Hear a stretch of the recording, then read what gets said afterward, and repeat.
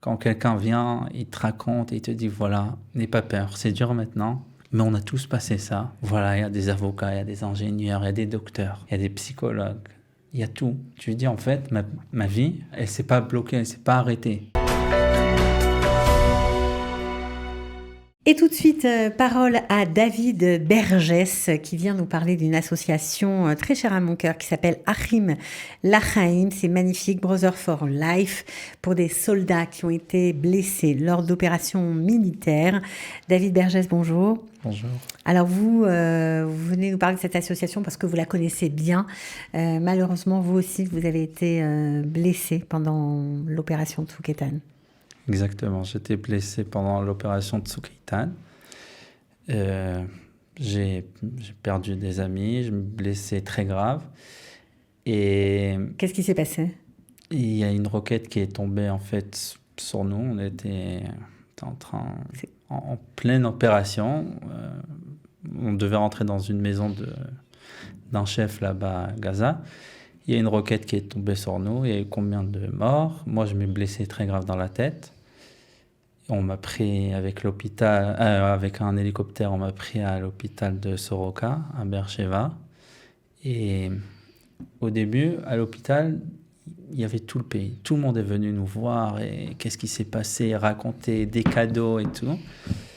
Mais après, quand on rentre à la maison, avec le temps, on reste tout seul.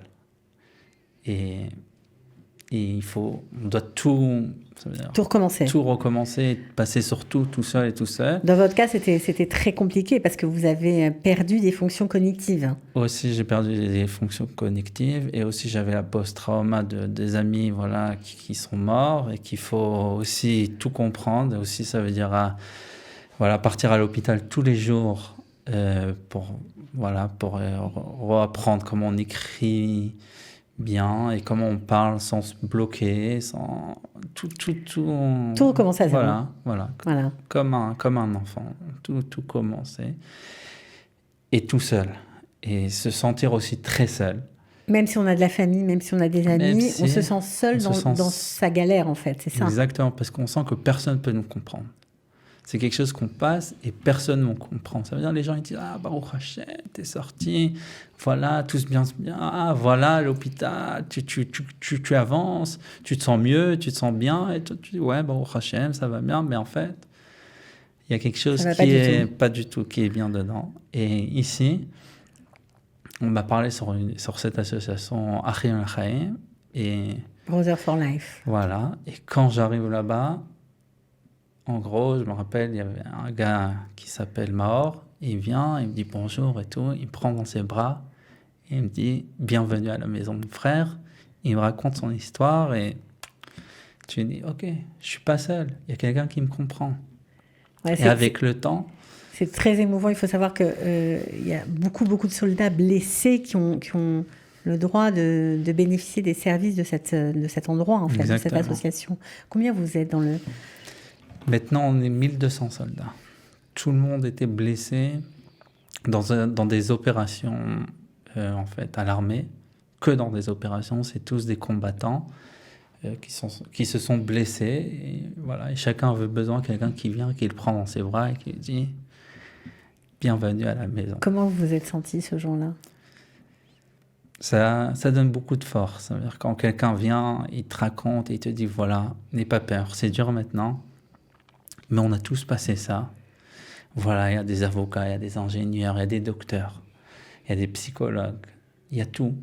Et tu dis, en fait, ma vie, elle s'est pas bloquée, elle s'est pas arrêtée. Oui, en fait, on comprend que la vie peut continuer. Voilà, la vie, elle continue. Et que aussi, c'est pas que je vais souffrir aussi, c'est aussi, il y a une belle vie après qui nous attend. Même après cette blessure et tout ce qu'on a passé, il y a quelque chose. On y croit au début ? C'est un petit peu dur, mais avec les histoires, voilà. Quand on voit les histoires, on connaît les histoires, on voit les gens. J'ai vu des histoires, j'ai entendu des histoires, mais c'est dur à imaginer. Quelqu'un qui me raconte Moi, j'ai perdu 13 copains. On était en Chomat Magen, dans l'opération Chomat Magen. Je m'ai blessé, on m'a fait sortir. Et quand je sors, je comprends que j'ai 13 copains à moi qui sont morts à Jenin. Et l'autre qui a perdu ses pieds et qu'il a couru un demi-marathon. Et chacun... Ah oui, c'est-à-dire qu'on voit ce qui se passe après. C'est-à-dire quelqu'un qui n'a pas de pied, mais pourtant il court un demi-marathon aujourd'hui. Voilà, et quelqu'un qui est aveugle, il a couru aussi un marathon entier. Et l'autre, qui s'est blessé, qui est devenu docteur, qui est physiothérapeute, il a un problème dans le dos, il a perdu un pied, il est devenu physio. C'est la maison de l'espoir, l'association de l'espoir. Exactement, c'est vraiment ça. C'est magnifique, vraiment, c'est très très émouvant. Je sens que vous êtes vous aussi très ému de retourner de raconter votre propre histoire. Alors, comment ça se passe? Il y a un endroit, c'est plusieurs endroits dans tout Israël, ça existe dans tout Israël? En fait, il y a la maison principale qui est dans un endroit qui s'appelle Kfar Trouman, c'est pas loin de l'aéroport. Il y a une belle villa, il y a vraiment tout pour se sentir bien. Ça veut dire il y a une piscine, il y a un jacuzzi, il y a une salle de jeu, il y a des endroits pour parler, il y a une salle de sport, il y a à manger tout le temps. Il y a à manger. Celui-là qui veut, toujours il est le bienvenu. Toujours, il y a 2 fois, 3 fois par semaine, il y a un chef carrément qui vient, qui prépare à manger. Tout pour vraiment donner à chacun qui veut venir, viens, t'es chez toi. Sans toi à l'aise. Et après, il y a aussi... Tout est gratuit, bien sûr. Tout est gratuit. Il y a rien. Tout est financé par des dons? Par des dons, par des grands donateurs en Amérique, en France, en Europe, en Afrique aussi du Sud. Il y a là-bas une belle communauté aussi qui aide l'association. Et... Voilà. Alors, il y a la maison principale et il y a encore, ça veut dire, ça s'appelle en hébreu des machos, ça veut dire il y a le nord, c'est à Haïfa, je pense. Après, il y a Jérusalem. Et il y a le sud, à Beersheba. Et en fait, il y a un là-bas qui est responsable. Et ils font des activités spécialement pour les gens qui habitent, par exemple, au sud, qui ne peuvent pas toujours venir à Tel Aviv ou à Kfar Trouman pour participer de toutes les activités. Alors, ceux qui sont en charge des événements de cette maison sont tous des anciens soldats, souvent des gradés. Voilà, il y a pas mal d'officiers. Donc ça groove, j'imagine, ça va vite, ça dort pas. Non, c'est très... C'est comme à l'armée. Voilà, très très comme à l'armée. Ils comprennent qu'à la fin, c'est tous des handicapés. Hein, bien sûr. Mais à la fin, on était tous des combattants, on a tous cette force de voilà, si on dit 1 heure, il faut être à l'heure précise. Et on sait, voilà, et ça veut dire on a ça aussi déjà dans nous. Bien sûr. Alors, vous faites plein de choses. C'est pas seulement un endroit pour venir parler, se reposer. Il y a beaucoup de challenges, de défis, malgré la condition physique de certains. Voilà. En fait, ils veulent montrer qu'il n'y a pas de limite. Pour nous, en tout cas, il n'y a pas de limite. Ça veut dire au niveau du sport, il y a des gens qui font des demi-Ironman. Ça veut dire qu'eux, ils leur financent un groupe, ils leur emmènent un entraîneur. En fait, il faut venir qu'avec un rêve et dire, moi, je voulais faire du snapping, descendre des arbres avec des cordes.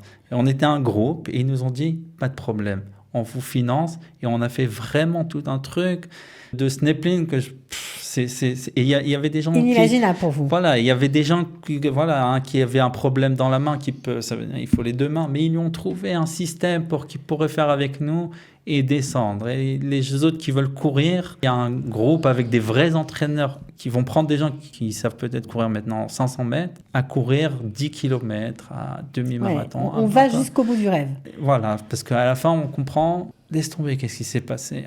Laisse tomber, c'est grand à dire, mais ne dis pas, je suis blessé, je peux pas, j'ai mal au dos, j'ai mal aux pieds, je peux pas faire ça. Non, tu as mal au dos, comme j'ai dit tout à l'heure, même s'il y a un gars qui a pas de pied, il peut courir. Tu peux. Alors derrière toi, une très belle photo du Kilimandjaro avec un beau drapeau d'Israël. J'imagine qu'ils l'ont grimpé tous ensemble, cela. Ça, c'est aussi quelque chose qu'ils font, c'est qu'ils prennent tous les ans, il y a un groupe qui monte le Kilimandjaro à pied, bien sûr, que c'est le mont le plus haut de l'Afrique. 5895 mètres exactement. Et qui monte ça en 7 jours. Shabbat, on fait le repos parce qu'il faut faire un petit repos. Bien ça sûr. fait aussi Shabbat. Alors c'est aussi pour les religieux. Voilà, tout le monde peut le faire. Et ils s'entraînent avant. Ils emmènent des entraîneurs qui s'entraînent pour monter en fait le mont. Et tout le monde arrive. Ça veut dire il n'y a jamais eu une histoire que quelqu'un qui s'est arrêté au milieu qui a dit je peux pas. Tout le monde va jusqu'au bout. C'est assez impressionnant. Alors, j'imagine qu'il y a plein de projets que vous faites ensemble. Une fois que vous faites connaissance, vous avez fait peut-être des vacances ensemble, des projets. Vous êtes peut-être aidés même pour trouver du travail, pour reprendre des études. Alors, ouais, l'association, sauf le sport qui est très important, bien sûr, elle veut aussi que les gens continuent dans leur vie. Alors, elle donne des bourses pour faire des études. Moi, j'étais responsable sur les bourses pendant 2-3 ans. Aussi, que c'est quelque chose qui est imaginable parce qu'on demande à les gens, écrivez-nous une lettre sur vous pour vous connaître. Et les gens, ils écrivent des histoires, mais vraiment, vraiment spéciales. Et, on pleure beaucoup chez vous, quoi.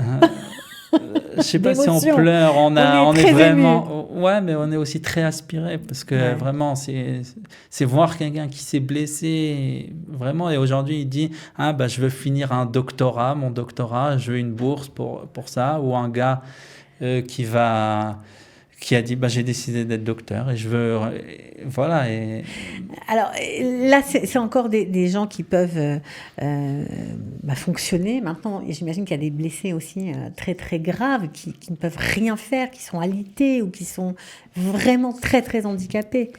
Ouais, il y a des comme ça qui sont très très handicapés, mais ils viennent, on les voit. Et par exemple, des bénévoles, les gens qui reçoivent des bourses, c'est venir, et ça veut dire, on leur dit, voilà, cet handicapé qui est très très blessé, il est seul. Partez chez lui, parlez avec lui, prenez-le au café, prenez-le au bord de la mer. Demandez-lui c'est quoi son rêve, on va...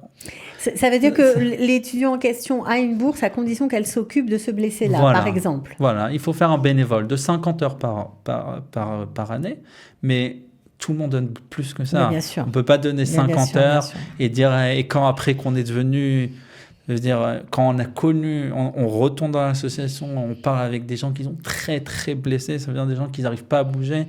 Et il y a des gens aussi, ils savent que bouger les yeux.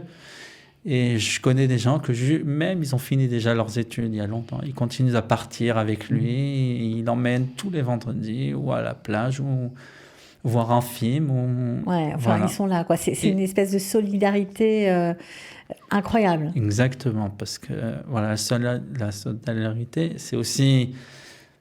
ça veut dire on est ensemble, dans le même problème, on peut dire, dans le même... Ouais. Alors, aussi on aide un l'autre parce que quand j'aurais pu être à ta place. Voilà, et aussi quand on donne, ça nous remplit le cœur, ça donne quelque chose. Quand moi j'ai quelqu'un qui était dans ma situation, que même il est plus grave que moi, ça me dit ok, je comprends maintenant pourquoi je suis sorti de ça, pourquoi j'ai résisté à cette blessure.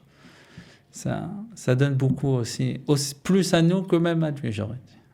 Évidemment, cette histoire est née dans la tête, dans l'esprit d'un homme qui s'appelle Gili Guidonian. On va lui rendre hommage. Il a créé cette maison en 2007, cette association. L'association. Après, ils ont fait une maison qui était plus vers Kfar Saba. Après, ils ont changé. Aujourd'hui, ils sont à Kfar Trouman et on construit déjà encore une maison parce que... Alors, lui, il a été blessé ou c'est pas du tout... c'était pas sa moto? Oui, lui, c'était un officier dans une unité d'élite très connue qui s'appelle Douvdevan. En fait, lui, son histoire, c'est qu'ils sont partis chercher un terroriste à Jenin, je pense. Et il s'est retrouvé face à face avec un terroriste qui lui a mis, ça veut dire, son pistolet dans le cou. Voilà, dans la gorge. Il a tiré une balle dans la gorge. Ils étaient chacun, comme dans les films, dans les westerns, chacun avec... avec un revolver. Avec une arme, on peut dire. Et ils ont tiré. Lui, il s'est blessé vraiment grave dans sa gorge. Il ne pouvait pas parler. Et avec le temps, aujourd'hui, il gère toute l'association, il parle, il a toujours sa balle, il dit c'est mon mazal, et voilà. Et c'est comme ça que ça a commencé. Ça a commencé, voilà. Il était en Amérique, il a connu le Rav de l'association, qui s'appelle Rabbi Chaim Levin. Et ensemble, ils ont décidé d'emmener des soldats qui venaient de se blesser dans la deuxième guerre du Liban. Et ils les ont emmenés en Amérique. Et après, ils ont dit, on a emmené 10, on va chercher, il y a encore des blessés, on va les emmener aussi. Et petit à petit, ça a grandi. Et comme ça, ils ont commencé 10. C'est devenu ce que c'est aujourd'hui, 1200 soldats qui bénéficient des services de cette magnifique association. Franchement, on vous tire notre chapeau. On est content pour vous d'abord que vous soyez là, franchement, et puis que vous puissiez à votre tour aider. C'est absolument extraordinaire. Il n'y a qu'en Israël qu'on voit des choses pareilles. Ouais. Non, mais c'est vrai. Ouais. Franchement. Non, on a des Américains, par exemple, une association qui ressemble un petit peu d'Américains qui viennent en Israël et qu'on leur montre en fait le système, comment ça fonctionne. Et je sais même maintenant, la semaine dernière, je pense, il y a même des Ukrainiens qui sont venus pour faire quelque chose. Pour venir comprendre comment on peut aider les soldats ukrainiens qui se sont blessés. Bien sûr. Bon, alors en tout cas, évidemment, si vous avez envie d'aider cette magnifique association, vous pouvez vous monter sur la page Facebook Achim Lachaim ou sur leur site internet Brother for Life. Merci vraiment de nous en avoir parlé. On vous souhaite beaucoup d'aider encore de nombreux soldats, enfin qu'il n'y ait plus de soldats blessés, mais en tout cas ceux qui sont blessés, que vous puissiez continuer de les aider. Et ça, c'est aussi un endroit à dire que tous les soldats qui se sont blessés, qui ne sont pas dans l'association, qui nous voient, c'est le moment de venir. de rentrer à la maison. Et voilà. Il ne faut pas rester tout seul. Non. Voilà. Il y a des Français, il y a de toutes les nationalités, tout le monde est bienvenu. Exactement. Merci beaucoup, David.